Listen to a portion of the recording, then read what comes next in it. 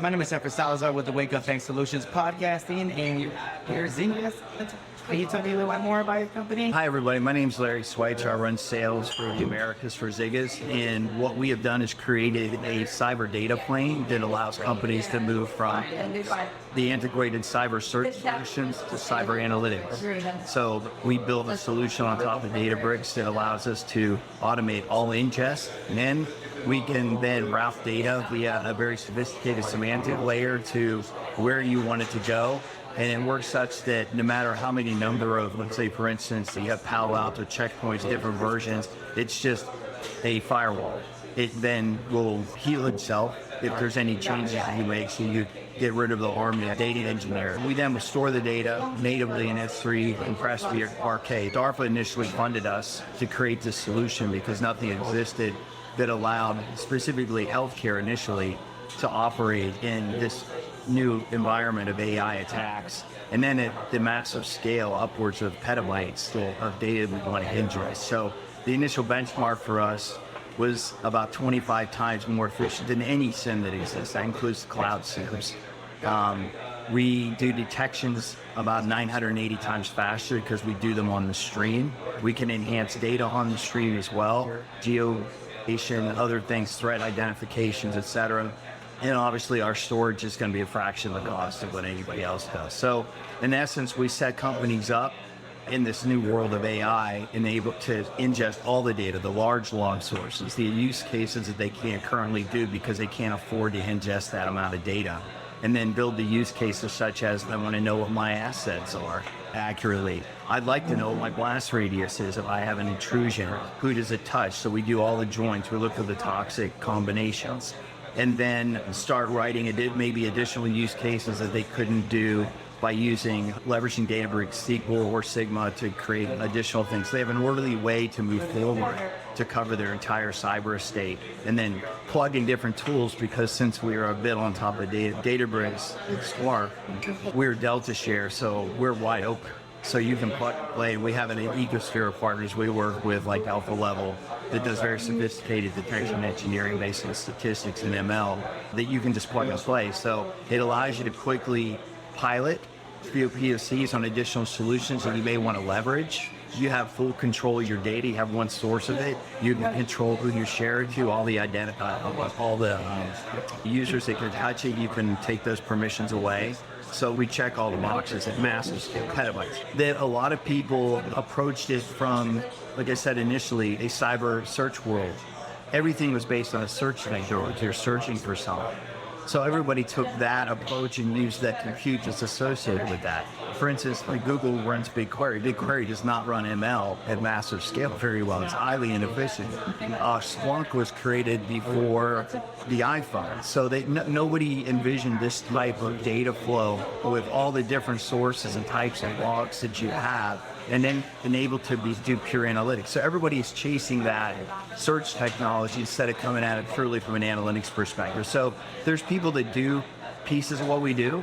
The SIEMs, if you want to continue to use the SIEM and you want us to control the data first, you absolutely can do that. There's some people that just do data pipelining, but they don't do semantic layers. Their value prop is essentially to destroy data because your SIEM is too expensive to ingest, so they're just doing that, and then you can't use it again. You can't create a data lake after the fact if you didn't start out from the beginning to be pure analytics. So I think this is the next generation, and we're positioning people to have all the pillars to be able to live in an AI analytics world. You mentioned about AI. Are you guys implementing AI on your platform as well? Yeah, I think what happened is AI really sped up the inflection point where people needed to change the way they're going to handle their data. Because AI is an LLM. So first letter is language, right? So you need to have the semantics of cyber's hundreds of different languages, right?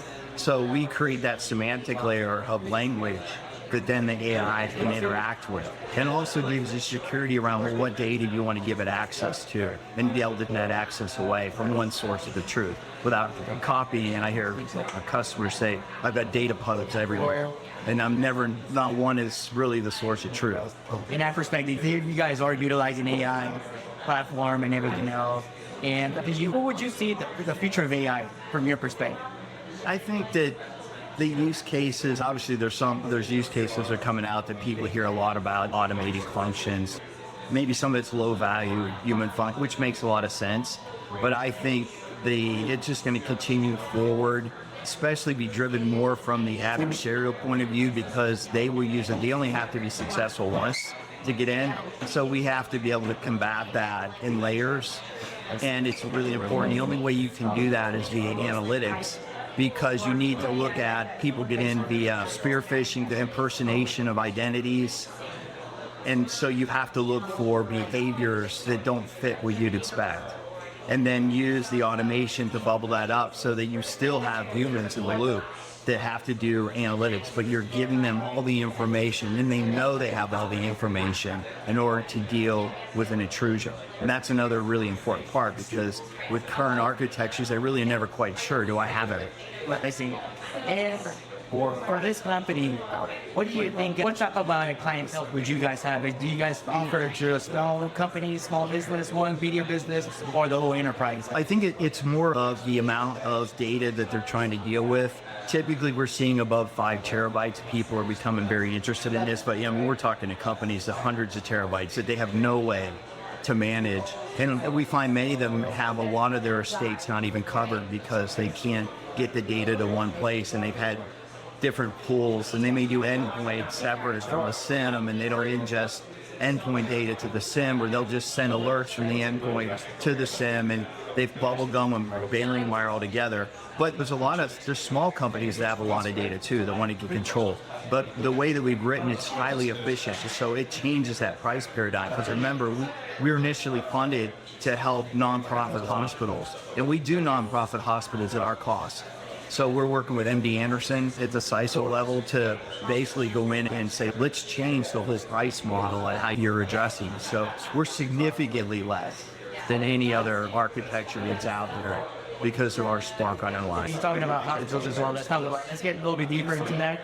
So what do you think about you mentioned that you guys are helping the nonprofit organizations, the hospitals, and what do you see the change on the hospitals and different enterprises? Do you see a big change on your services with them? I think what's happened with them, and obviously DARPA was saying that, and you've heard in the press, the giant hacks like United Healthcare, but there's other ones like in England where the Russian Federation attacked a hospital, froze up, and then it impacted life care in ICUs for children. And our CEO said when he heard that story, he ran all security architecture at HSBC, where he did this the first time commercially. He did this initially within the Intel agency.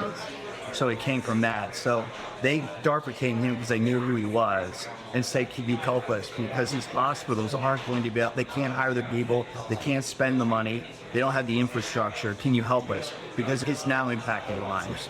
We are going to build what we have built.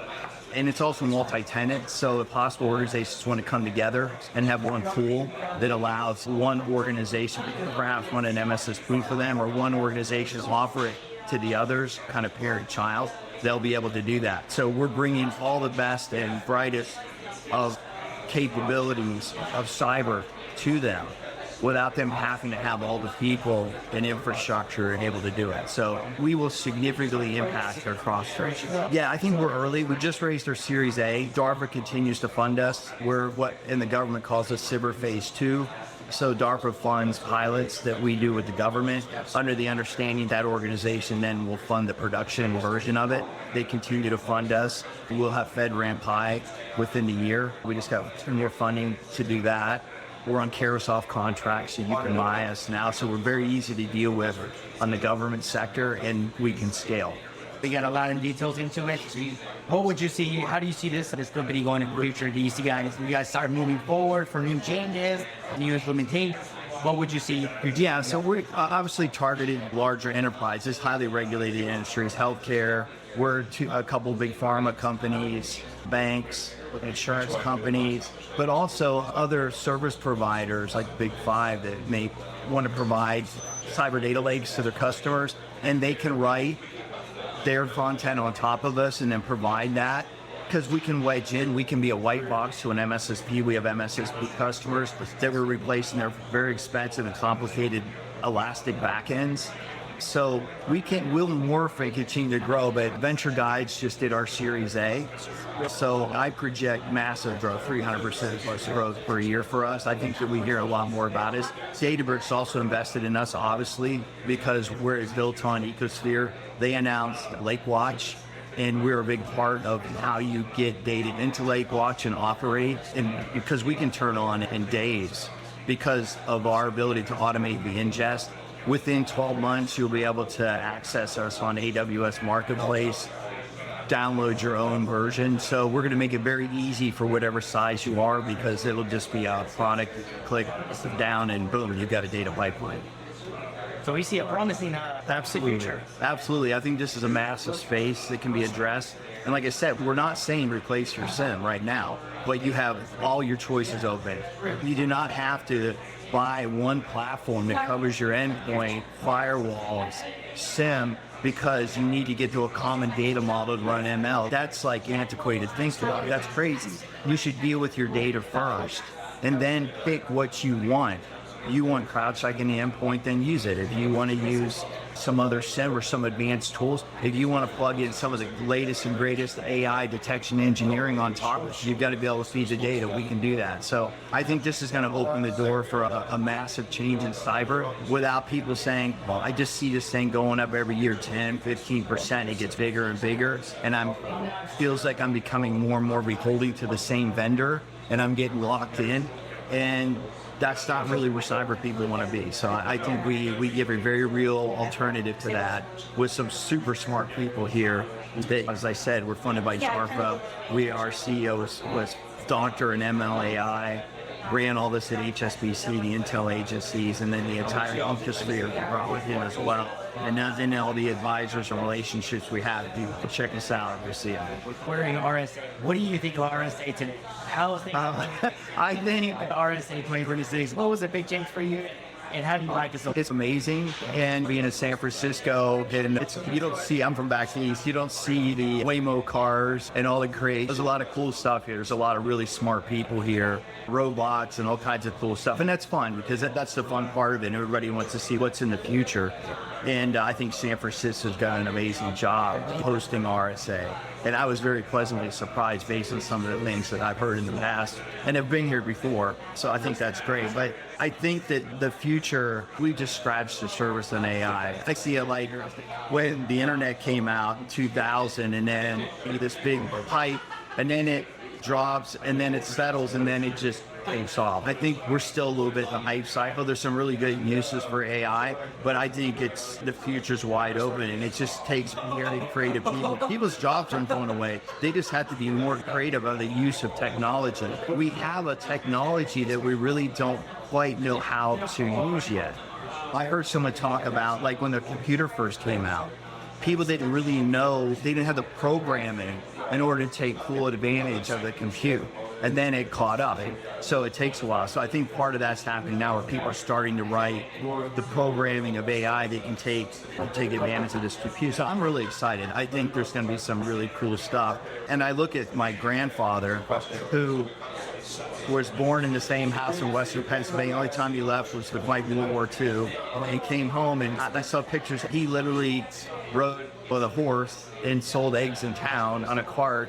And then at the end, fought a world war, and then saw men land on the moon. And I think the innovation cycle is just going to speed up. And this is the perfect example. You know, when I have grandkids, we'll see what crazy stuff we go.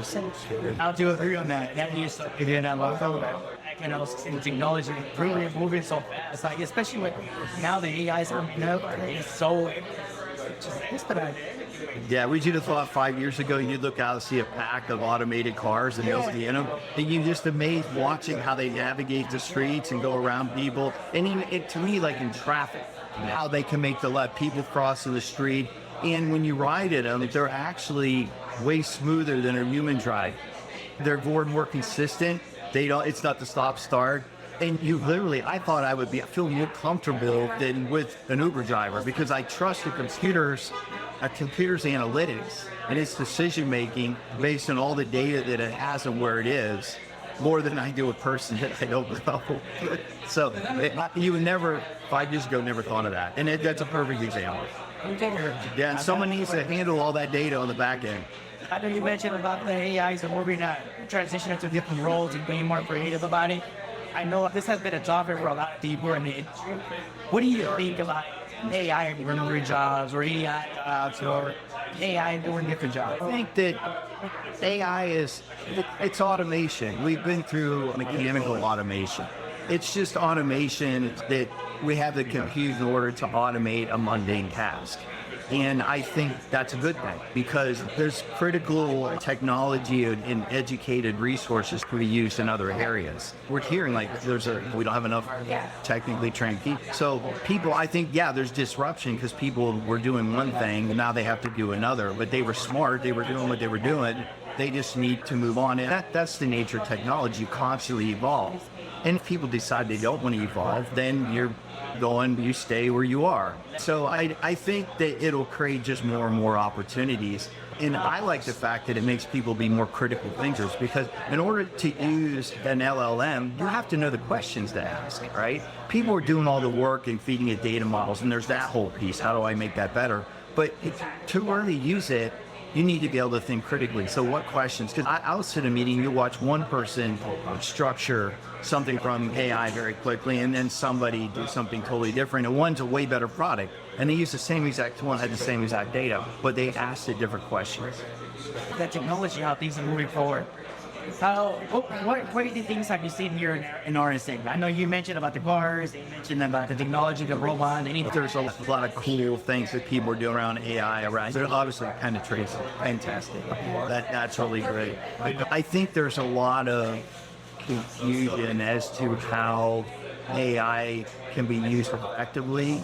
I don't think there's any such thing as a agentic SOC right now. I don't think MTTR less than a minute exists because of the way things are set up, because it can take an hour to get the data out of CrowdStrike. And in CrowdStrike does detections, well, it doesn't do it on the stream. It has to put data in and then has to process it, right? So you have to be able to operate in real time and do analytics. So I think there's still people pasting AI on top of antiquated approaches and then saying we're agentic. And everybody, it's crazy. It's not. There is no hands-free touch automated SOC with NTTR less than 10 minutes, let alone less than 1 minute. I'm dying. If somebody has it, I want to see it. I'm dying to see it because that'd be really cool. But with the current technology being used, I don't know how they would do it. It defies the laws of physics. So I think there's a lot of confusion around that. And it has to do with the business models of how technologies evolve, and you get innovator's dilemma and you're still stuck in this model. But that's how you've always made money. And are you willing to destroy what you have to go the other way? Every company tries to do that in some form, but I think there's a lot of companies, most aren't capable of it. So I just read an article from A16Z talking about one of the key enablers or differentiators for maybe a new startup is their business model. Because the other company can't react to that business model because they are set a certain way that they charge customers. And if somebody says, no, I'm different, and it directly impacts, they can't just switch. Like we're pure consumption based work. So it can really hurt. What do you recommend? Any audiobooks? Do you recommend for anybody who's coming in the industry? I think it's really good to follow some of the key VCs, venture guides, different people like that, and what they're looking at. Look at who they're investing in, because you'll understand where's the thought leadership. Look who the top VCs are investing in, what they're going after.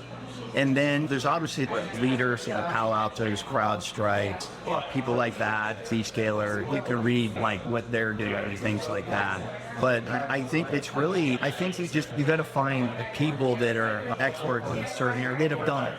Not just academia, but people have done it, and just get involved with the groups and go out and have discussions, because you learn by doing and you learn by interacting with people. Training's great, but it's still not the same as actually doing it. So I think you need to see what the leaders are doing, see where they're investing, where the markets are going, read stories, but get engaged with groups, with people that are working on leading edge things.